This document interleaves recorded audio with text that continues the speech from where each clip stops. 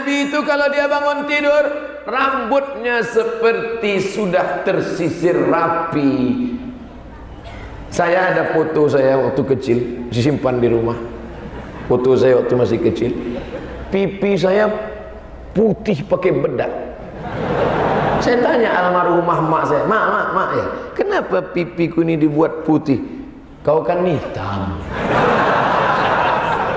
Jadi asal sudah kumandikan, kata mak saya almarhumah, asal sudah kumandikan, orang asal jumpa pasti bertanya, anak ibu ini udah mandi ya? Karena kau hitam. Jadi cuma mak, ku ambil bedak, ku campur air, aku tempel-tempelkan. Jadi orang tak bertanya lagi, pasti sudah mandi kan udah berbedak. Nabi Muhammad SAW kalau dia bangun tidur seperti sudah mandi. Rambutnya tersisir rapi, bersih, macam orang dah mandi.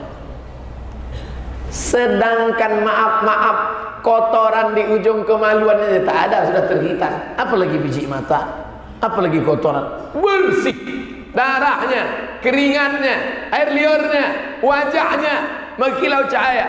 Makanya Abdullah bin Salam sebelum dengar ceramahnya sudah bersyahadat, asyhadu an la ilaha illallah wa asyhadu anna Muhammad Rasulullah. Orang lain menyambut, tala'al badru alaina. Abdullah bin Salam tak mau menyambut, dia tengok aja dari jauh. Dia tengok aja. Ini nabi asli apa nabi kawin?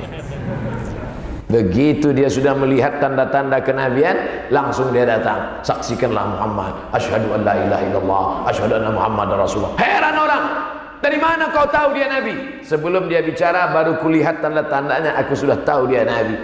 Dari tanda-tandanya yang kubaca dalam kitab suciku Taurat dan Injil, aku yakin dia nabi 100%.